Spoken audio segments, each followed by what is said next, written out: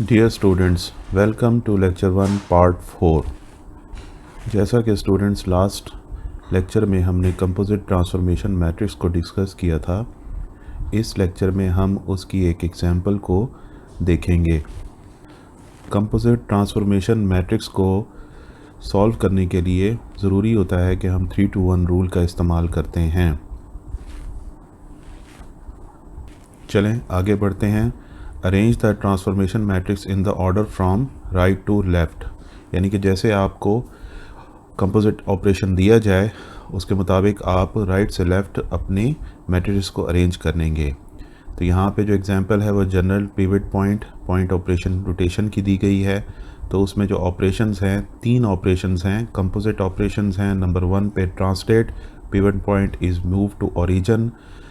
Number 2, rotate about origin. Number 3, translate pivot point is returned to the original position. Right side पर अगर आप picture देखें तो pivot point आपके पास जो है मौजूद है ओरिजिन पर। अगर आप उसको गौर से चेक करें तो आपको ग्रीन कलर का एरो नज़र आ रहा है। वो उस एरो को अगर आप फॉलो करेंगे तो वो आपको जो ऑपरेशंस नंबर 1, नंबर 2, नंबर 3 हैं उसको आपको एक्सप्लेन करेंगे।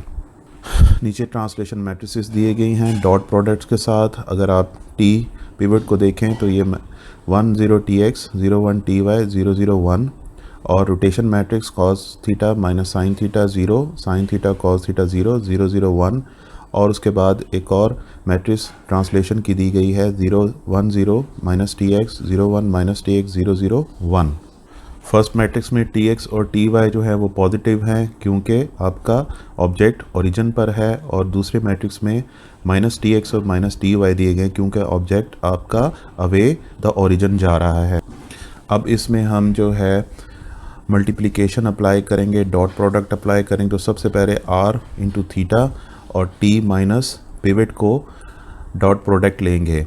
तो रिजल्टेंट आप नीचे देख रहे हैं, और फिर उसके बाद हम जो रिज़ल्टेंट आया है उसको फिर हम t इंटू पिवट के साथ जो है मल्टीप्लाई करके फाइनल रिज़ल्टेंट हासिल करें। ये आपको ये बता रहा है कि ऑपरेशन आपने राइट से लेफ़्ट अप्लाई करना है। जब हम ऑपरेशन राइट को लेफ़्ट अप्लाई करते हैं तो इसे हम 3-to-1 रूल कहते हैं। इस 3-to-1 रूल के ऑपरेशन परफॉर्म करने के बाद हमारे पास जो फाइनल मैट्रिक्स आ रही है वो cos theta minus sine theta minus t x cos theta plus t y sine theta plus t x sine theta cos theta minus t x sine theta minus t y cos theta plus t y 001। Next slide पर हम इस resultant matrix के अंदर values put करके अपने नए points को है जनरेट करेंगे जो कि एक्स प्राइम वाई प्राइम होंगे। इस स्लाइड पर आपको एक एग्जांपल दी गई है। Perform 60 degree rotation of A point P2,5 about A pivot point 1,25 find P prime. Given point जो है वो हमारे पास 2,5 यानी कि x इज इक्वल टू 2 है और y इज इक्वल टू 5 है। पिवट पॉइंट हमारे पास 1,2 है यानी कि tx 1 होगा और ty 2 होगा। इसी तरह से जो एंगल दिया गया है वो cos 60 डिग्री और sin 60 डिग्री होगा। अब जो रिजल्टेंट मैट्रिक्स लास्ट स्लाइड में हमने मालूम की थी उसके अंदर अब हम इसको वैल्यूज़ को पुट करेंगे, और आप देखें कि नीचे आपको वैल्यूज़ पुट की हुई नज़र आ रही हैं, और x y 1 कॉलम वेक्टर की जगह 2 5 1 आपको लिखा हुआ नज़र आएगा।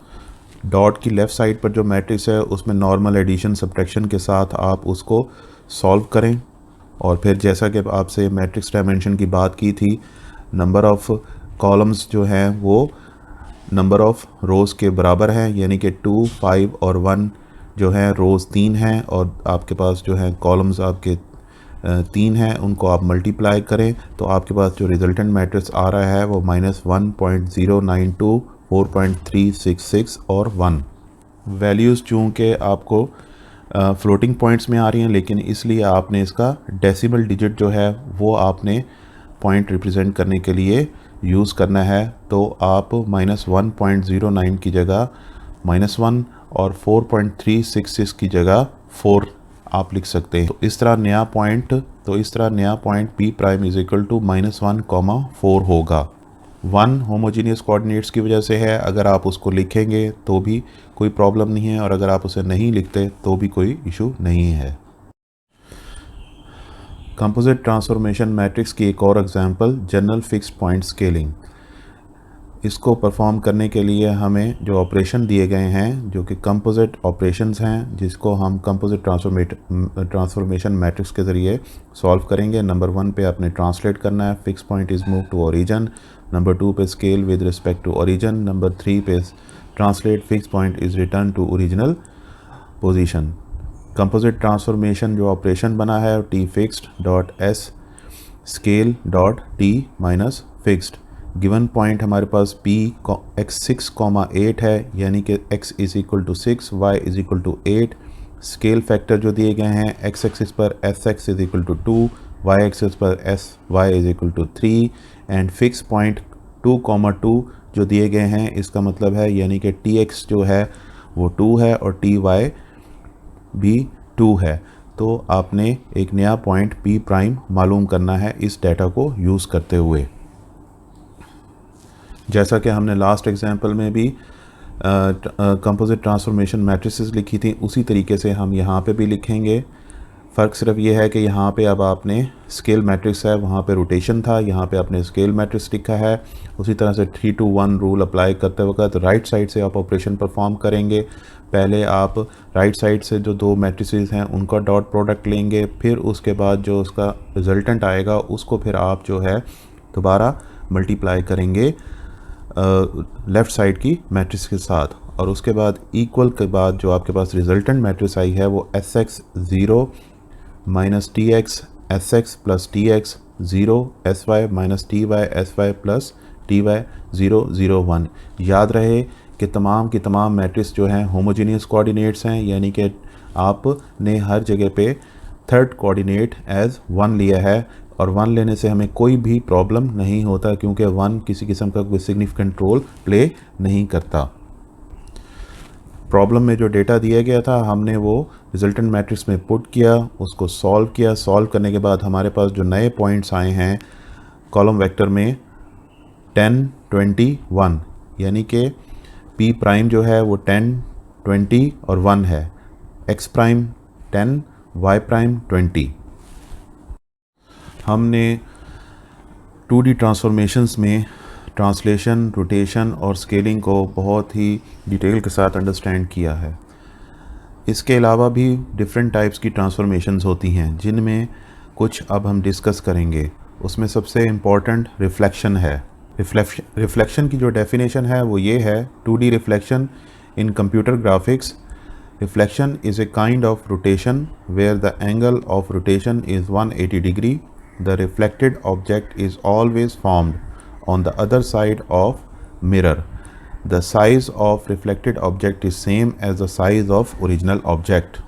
तो डेफिनेशन के मुताबिक आपको दो पिक्चर्स नज़र आ रही हैं, फिगर्स नज़र आ रही हैं, एक राइट साइड पे है और एक आपको लेफ़्ट साइड पे है। लेफ़्ट साइड पे जो रिफ्लेक्शन की फ़िगर है वो x एक्सिस पे है और इसी तरह से जो राइट साइड पे जो फिगर है वो आपको y एक्सिस रिफ्लेक्शन दिखा रहा है। साथ साथ आप उसके जो है मैट्रिसेस भी देख रहे हैं और उन पे मौजूद वैल्यूज़ जो हैं वो आपको हेल्प आउट कर सकते हैं जब आप कंपोजिट ट्रांसफॉर्मेशन यूटिलाइज़ करने की कोशिश करेंगे। दोनों फिगर्स में अगर आप नोटिस करें तो रिफ्लेक्शन x एक्सिस वाली साइड पर अगर आप देखें तो रिफ्लेक्शन क्वाड्रेंट्स होमोजीनियस हैं और y एक्सिस वाली साइड पे भी क्वाड्रेंट्स क्या हैं, होमोजीनियस हैं।